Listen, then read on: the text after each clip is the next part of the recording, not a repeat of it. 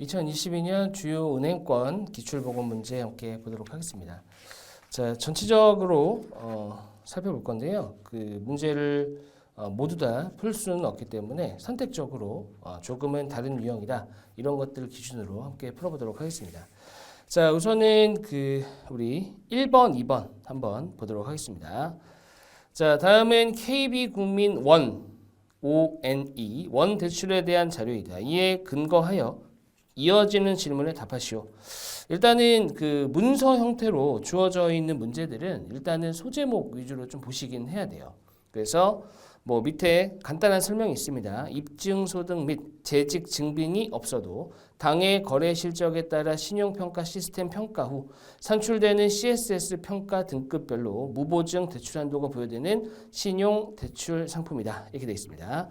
그 다음에 이제 밑에 소제목이라고 하는 것은 대출 신청 자격, 그 다음에 대출 금액, 대출 기간 및 상환 방법, 대출 금리, 중도 상환 수수료, 담보, 대출 상환 관련 안내, 기한 연장, 상품 가입 채널 이런 것들이 소제목이 되는 거예요. 그래서 이 소제목 안에 들어가는 내용들을 하나하나 다 확인하고 들어갈 수는 없기 때문에 일단은 소제목만 보고 들어가는 겁니다.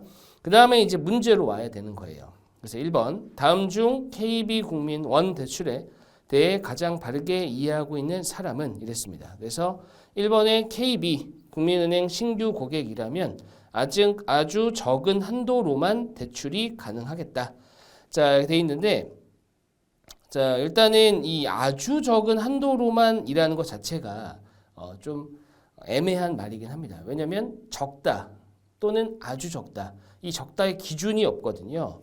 근데 이제 보시게 되면은 그 대출 금액으로 가서 보시게 되면 무보증 최고 2천만 원 이내다. 이내라는 것은 이하를 얘기하는 것이고 KB국민 원통장 가입 고객 중 거래 실적 우수 고객 자격으로 대출받는 경우에는 최고 500만 원. 대출 한도는 신용평가 결과에 따라 차등된다. 이렇게 돼 있죠? 그러면 신규 고객이면 일단은 낮은 기준으로 됐죠? 낮은 기준으로 된다. 뭐 이런 것들이 굉장히 애매한 말이기 때문에 맞다고 보기는 좀 힘듭니다. 자, 그 다음에 2번. 대출 만기를 연장하고 싶으면 반드시 1개월 전에 신청해야만 해.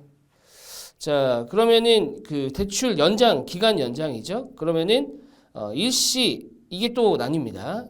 그 관련 안내를 보시게 되면은 일시 상환 방식 대출의 기한 연장은 대출 만기일 1개월 이전부터 가능하고 만기일 전에 영업점을 방문하셔서 해야 한다. 단 은행이 정한 기준에 따라 자동 기한 연장 대상으로 선정 시에는 자동 기한 연장에 대해 동의하는 경우 자동 기한 연장된다. 그래서 자동 기한 연장에 한해서는 해당 사항이 없다는 겁니다. 그렇기 때문에 2번도 틀린 거고요. 그 다음에 세 번째, 거래 실적에 따라 금리뿐 아니라 대출 기간도 차이가 있다.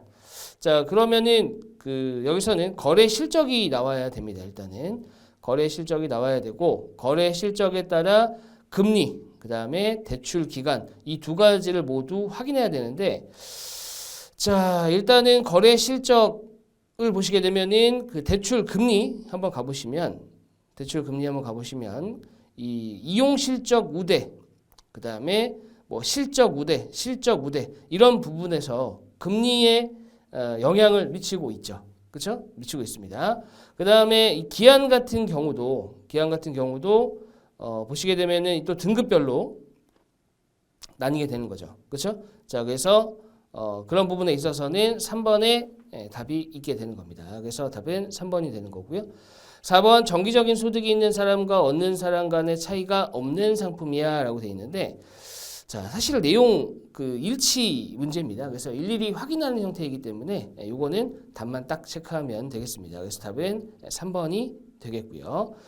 그 다음에 2번을 보시게 되면은 KB국민 원대출의 만기를 한 달 앞둔 다음에 네 사람 중 만기 연장이 확실하게 가능한 사람은 누구인가? 라고 했습니다. 만기 연장이 확실하다.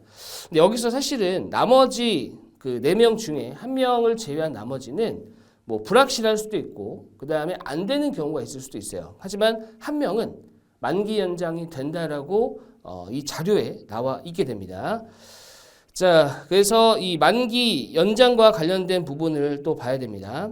그래서 만기 연장이다. 그러면은 자, 그 위에 가보시게 되면 자, 2번을 볼게요. B 씨는 은행의 자동기한 연장 대상이라는 통보를 받았으며 연장에 대해 동의는 하였지만 따로 연장 신청은 하지 않았다. 이건 앞에서 1번에서 살짝 언급했던 내용이죠. 이게 원래는 한 달 앞둔 시점에서는 한 달 이내 이전에는 신청을 해야 되지만 그걸 그 대출 연장에 대해서 그 동의한 사람에 한해서는 연장 신청 없이도 자동 연장이 된다라고 했습니다. 그래서 요건 이미 언급된 내용이기 때문에 2번이 되고요. 나머지 같은 경우는 해당 사항이 없습니다. 그래서 답은 2번이다. 이런 문제가 사실은 시간은 굉장히 오래 걸리는데 그 문제 답 내는 것 자체는 단순한 형태입니다. 자, 그 다음에 조금 넘어가서 5번을 보겠습니다. 5번. 자, 5번은 다음 글을 읽고 가질 수 있는 질문으로 적절한 것은 그렇습니다. 자, 이런 형태를 잘 보셔야 돼요. 뭐냐면 이런 형태가 그 글을 읽고 가질 수 있는 질문입니다. 무슨 얘기냐면 이걸 읽고 그럼 난 이게 궁금해 이렇게 간다는 얘기예요. 이해되셨죠? 근데 간혹 이렇게 물어보기도 합니다.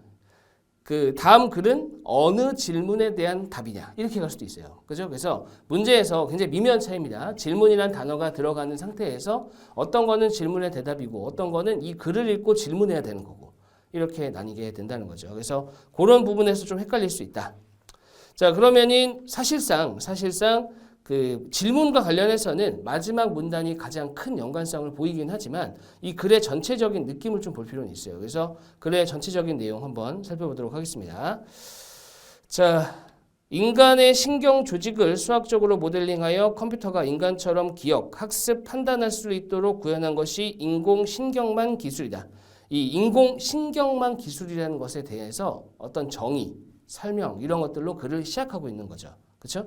보통은 그 맨 앞에 나와 있는 내용은 이 글을 전체적인 내용이 어떤 핵심 내용이 들어가게 됩니다. 그래서 화제 제시에 들어가는 첫 번째 문단의 경우는 글 전체적으로 나온다. 그래서 인공신경망 기술이라는 것이 이후에도 계속 나올 거라는 얘기예요. 주된 논점이라는 얘기입니다.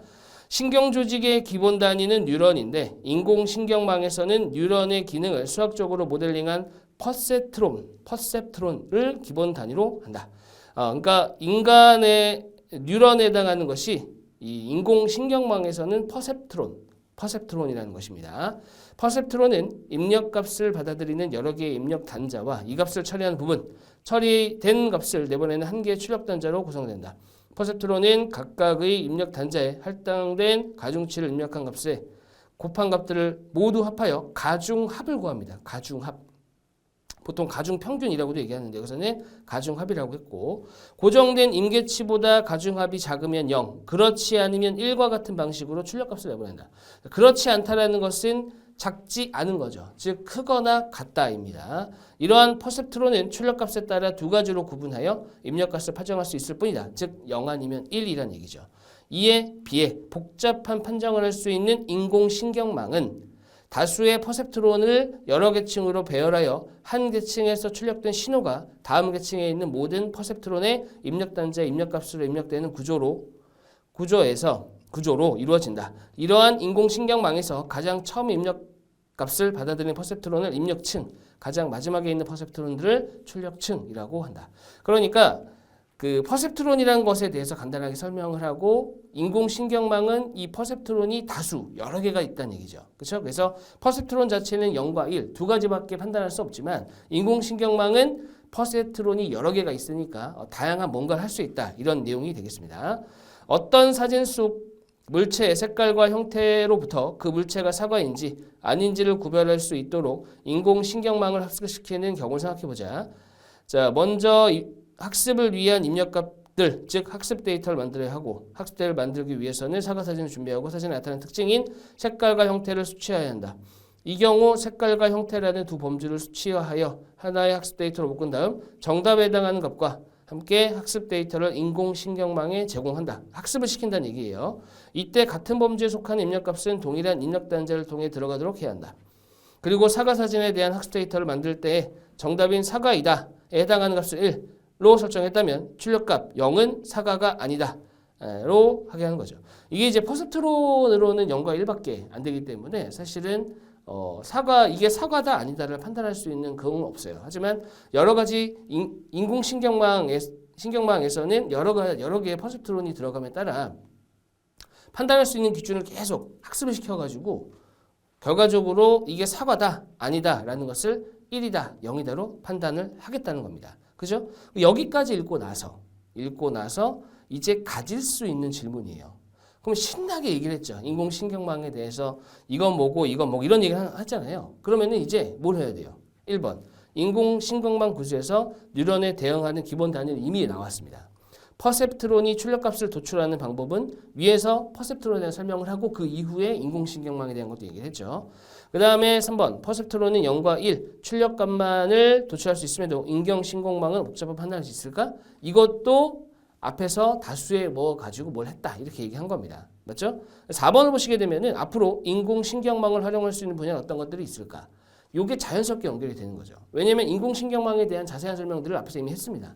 했기 때문에 이제 이거 갖고 뭘 할 수 있어? 라는 질문을 해야 된다는 거죠. 그래서 답은 4번이 되는 겁니다. 자, 그 다음 또 넘어가세요. 11번을 보겠습니다. 11번. 11번 같은 경우는 다음 글을 읽고 추론한 것으로 적절하지 않은 것은 그랬거든요. 보통 추론이다 라고 얘기를 하면은 뭔가 주어진 내용을 가지고 예측을 하거나 이렇게 들어가요. 그죠? 근데 이 추론이라는 것은 주관적이긴 좀 힘듭니다. 일반적으로는 객관적이어야 돼요. 그러니까 이 지문에 있는 내용 가지고 추론을 해야 돼요. 일종의 있는 그대로 옮기는 것은 내용일치이기 때문에 약간의 변형을 합니다. 단어를 교체하던가 유의어 같은 것들로 교체를 하던가 하는 겁니다. 그죠? 근데 여기서는 추론한 것으로 적절하지 않은 것 이러면은 없는 내용을 얘기를 해야 돼요. 또는 있는 내용이지만 반대로 얘기하거나 다른 말을 해야 됩니다. 됐죠? 자, 그런 것들이 들어간다. 그래서 추론이라고는 하지만 실제로는 내용 일치와 같은 궤를 가지고 있기 때문에 내용 일치처럼 선택지를 먼저 보셔야 돼요. 됐죠?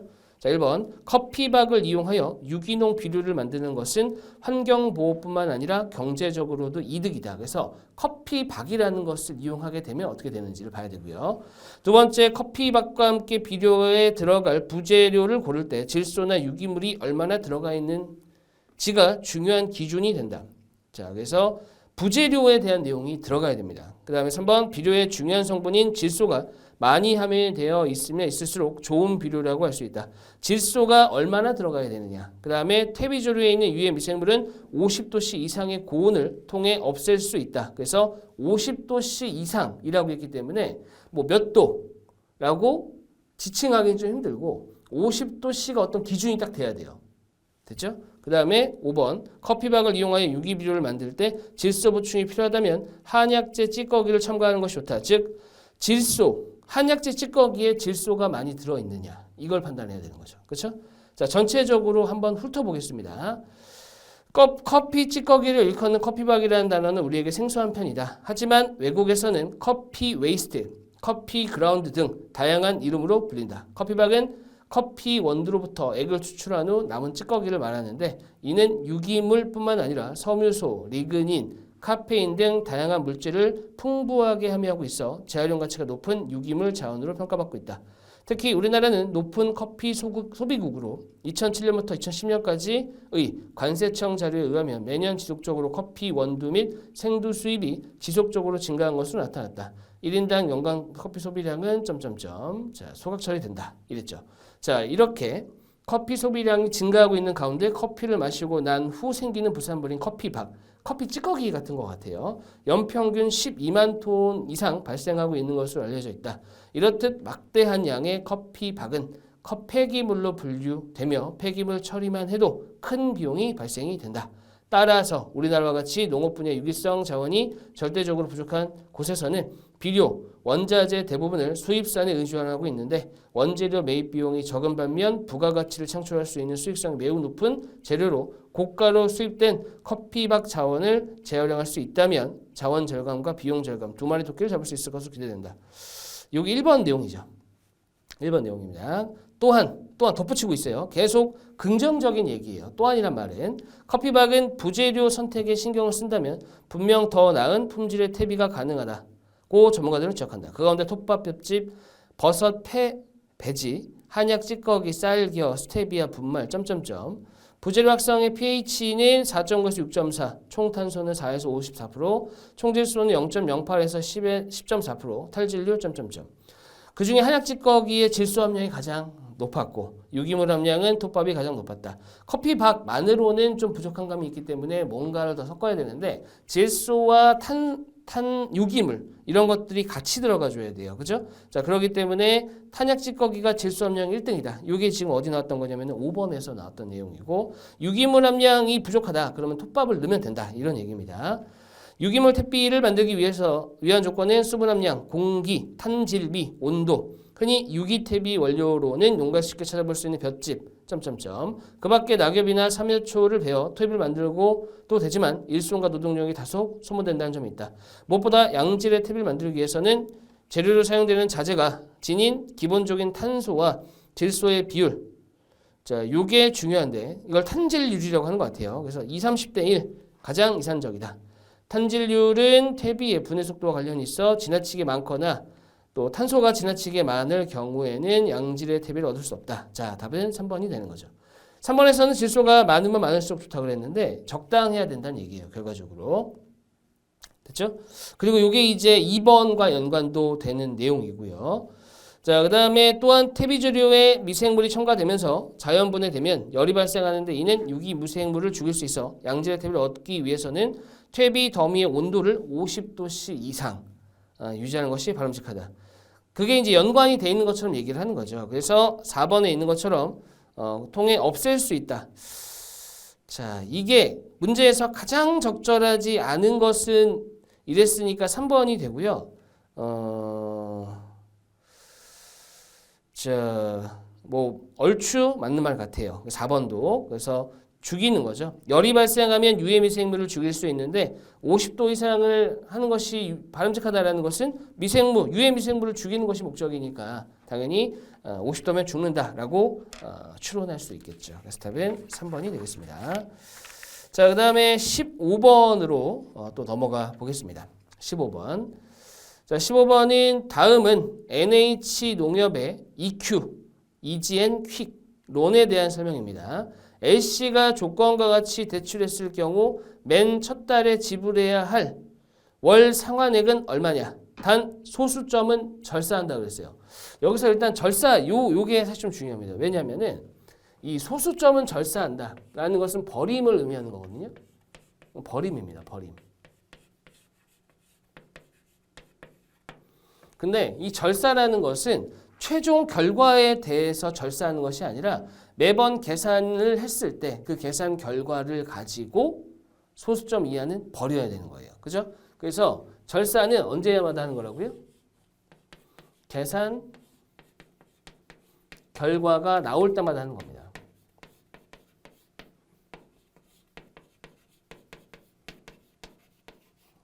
만약에 맨 마지막에만 소수점 이하를 버려야 된다면 맨 마지막만 버린다. 이렇게 들어갑니다. 그죠? 그래서 별도의 말이 없다라고 한다면은 계산 과정에서 매번 소수점은 절사를 해야 한다. 물론 그럼에도 좀 애매하긴 합니다. 그럼에도. 자, 상품 특징 한번 가봅시다. 상품 특징. 일단은 1,000만 원까지 가능하다. 대출 대상을 보시게 되면은 CSS 심사 대상자로 NH 보증서가 발급된 개인. 요건 알 수 없는 내용이고 대출 기간은 4개월 이상 1년 이내고 거치 기간이 없다. 거치 기간이라는 게 뭐예요? 이자만 내는 겁니다. 이자만. 맞죠? 이자만 내는 거고요. 단 원리금 상환을 위해 자동 이체율과 상환 기일을 일치시키는 경우에 한해서 최장 13개월 이내 대출 기간 지정은 가능하다. 한도는 300에서 1,000만 원. 신용 등급에 따라 차등 적용됩니다. 1등급에서 6등급까지 중도 상환 수수료는 없다. 대출 금액은 500만 원입니다.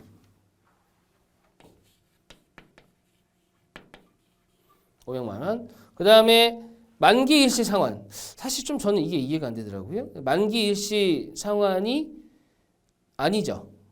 엄밀히 말하면. 왜냐면은 거치 기간이 없기 때문에 원리금 상환. 그러니까 매달 갚아야 돼요. 그러니까 마지막에 한 번에 갚는 것은 아닙니다. 그래서 이게 이제 어떤 의미인지는 잘 모르겠어요. 일단은 신용 등급은 6등급이니까 대출 이자가 얼마예요?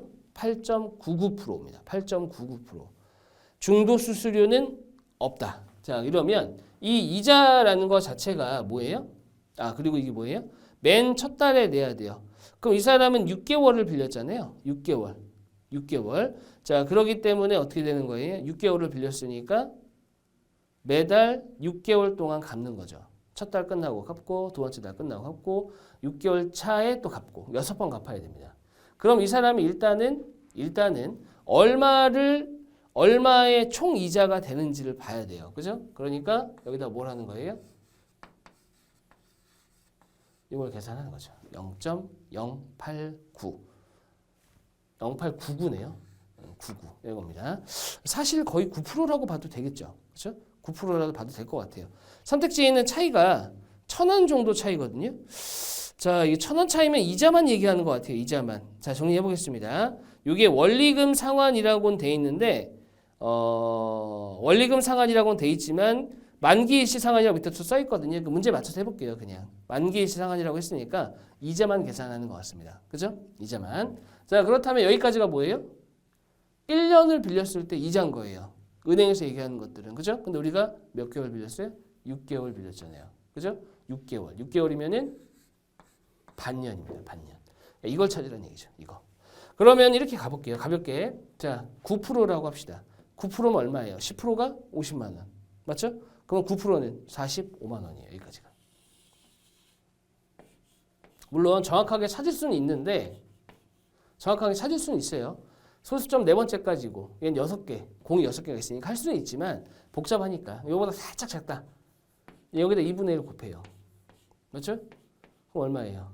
2분의 1 곱하면은 22만 5천 원. 이렇게 되는 거죠. 그리고 정확하게는 살짝 작다. 그리고 소수점이 나왔다면은 버려야 되고. 맞죠? 자, 그리고 나서 이제 뭘 해야 돼요? 그리고 나서 얘를 다시 이게 이제 그 총 이자라고 보시면 돼요. 그다음에 이제 뭐 하는 거죠? 이걸 다시 6으로 나눠야 되죠. 이거 구하라는 얘기예요. 맞죠? 이거. 근데 이제 이게 특이하게 제가 한번 해봤는데 애초에 12로 나누면 되는 거잖아요. 12. 답이 없습니다. 그죠? 그래서 답에 맞춰서 가는 거예요. 어쩔 수 없습니다. 그래서 이런 거는 보통 이제 제가 어떻게 많이 말씀드리냐면 쪼개라. 24만 원에다가 어디 보자. 15,000원을 빼야 되잖아요. 이렇게. 요거잖아요. 맞죠? 그럼 이렇게 하면 얼마예요? 4만 원. 15,000원이면 얼마예요? 15,000원이면 6으로 나누면 2,500원.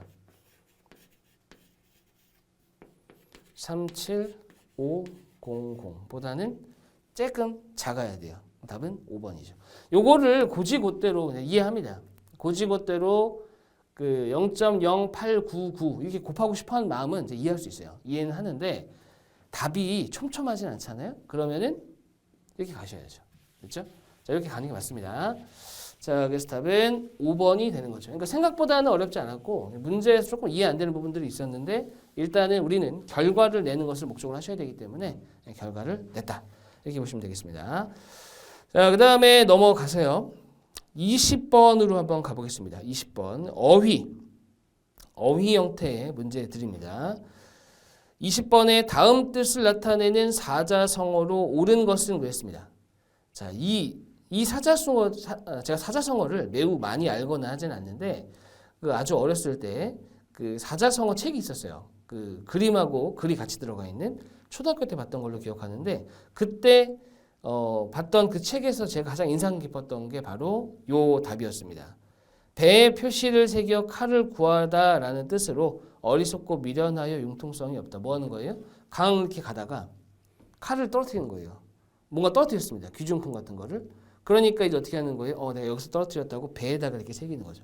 그렇죠? 하지만 배는 움직이는데. 각주구검입니다. 답은 5번이죠. 자, 그래서 이렇게 사자성어도 잘 나오는 형태니까요. 기억하시면 좋습니다. 특히나 그 사자성어는 단순히 이 뜻으로만 기억하지 마시고 이게 어떻게 이 사자성어가 어떻게 유래가 되었는지까지 같이 보시면 좋습니다.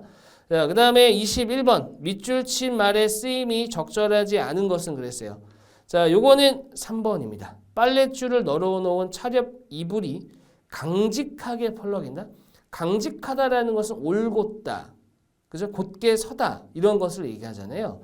그렇기 때문에 차렵 이불이 그렇게 쓸 수는 없죠. 어색한 표현입니다. 그래서 답은 3번이 되고요. 그 다음에 22번 같은 경우는 제시된 단어의 뜻으로 옳은 것은 그랬습니다. 뜨덕이. 이 한글인데 이 뜨덕이다 그러면은 이 조각조각을 냈다 뭐 이런 의미거든요. 그래서 4번이 되는 거고요. 그 다음에 23번 반이어로 가장 적절한 것은 반이어는 기억하실 게 있어요. 우리가 이제 유이어, 반이어 이렇게 얘기를 많이 하죠. 뭐 동음이어 뭐 등등등의 많은 단어들의 관계가 있는데 이 반이어 같은 경우는 그러니까 유이어부터 설명을 해볼게요. 유이어라는 것은 뭐냐면 비슷한 단어, 비슷한 뜻으로 쓸 수 있는 겁니다. 하지만 유이어의 경우는 대체를 못할 가능성이 커요. 즉 가지런하다와 그 유이어 사이의 관계가 바꿔서 썼을 때 좀 어색할 수가 있어요. 안 맞거나. 하지만 반이어는 어떻게 되냐면 정확하게 딱 교체가 됩니다. 됐죠? 가지런하게 나열되어 있다. 4번에 들쭉날쭉 나열되어 있다. 반이어는 대체가 가능해요. 반대의 의미를 가지고 있죠. 그렇죠? 자, 그래서 답은 4번이 되겠습니다. 자, 다음 문제부터는 다음 강의에서 이어서 보도록 하겠습니다. 수고하셨습니다.